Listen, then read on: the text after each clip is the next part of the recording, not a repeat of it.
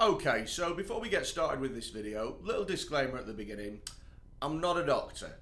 I don't know if you could tell that by my accent or my lack of a lab coat or stethoscope or just appearance in general. But no, I am not a fully qualified medical professional. But in my defence, there's been plenty of incredibly qualified people that have commented about COVID-19 and got it completely fucking wrong. Obviously, in the last couple of weeks, there's been loads of vaccines that have been released. Today, our nation has achieved a medical miracle. We have delivered a safe and effective vaccine in just 9 months. This is one of the greatest scientific accomplishments in history. We've got the Pfizer vaccine, which is a 90% success rate. We've got the Moderna vaccine, which is like a 95% success rate.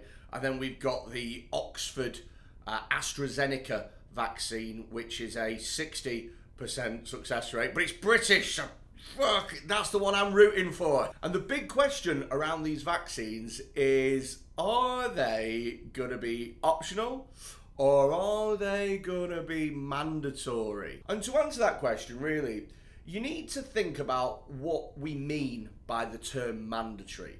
If you are thinking to yourself that mandatory vaccination means that they are going to come round to your house and pin your nan to the floor,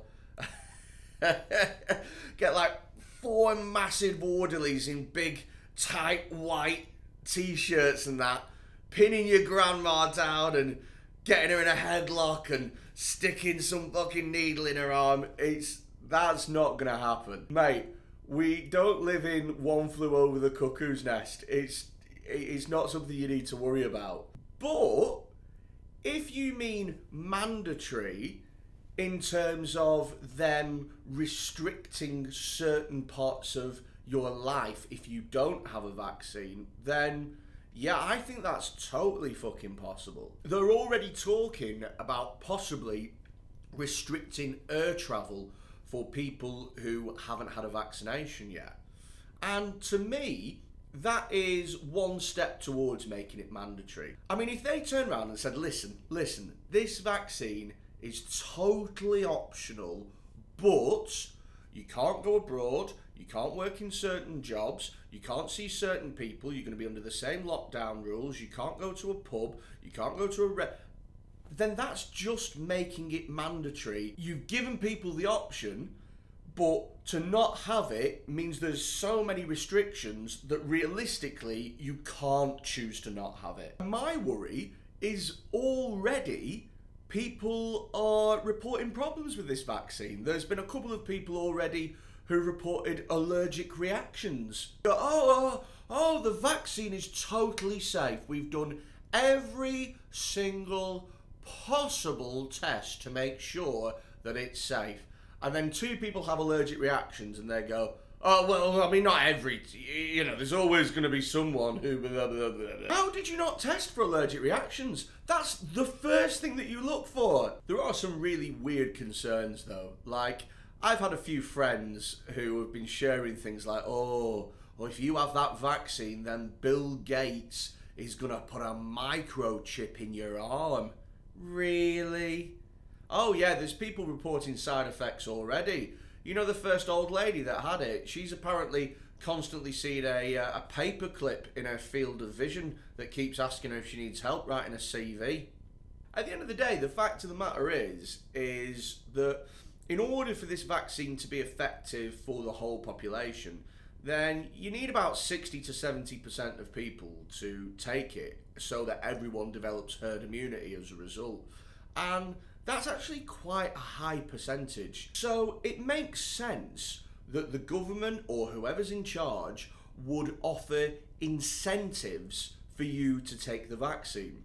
Now, whether or not those incentives are giving you a little bit of the freedom that they've taken from you in the last 9 months, or whether or not the incentives are more financially based, or whether or not they will run ad campaigns saying, oh, if you don't have the vaccine, you're killing the elderly.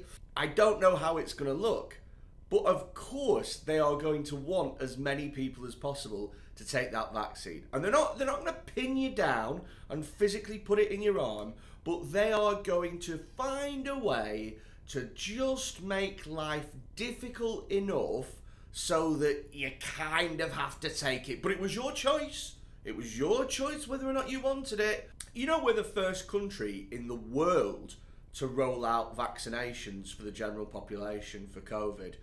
Is that not terrifying a little bit? You never want to be the dickhead that tries something for the first time. You never want to be the guinea pig.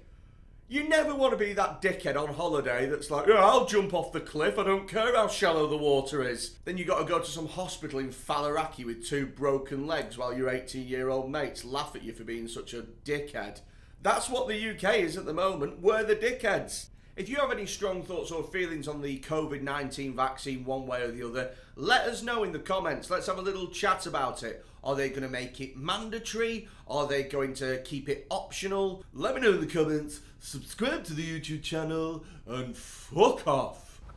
Look. Yes. Would you like that? Okay, ready to smile. Look at me. Look. Smile, smile. See cheese. Oh, Paula!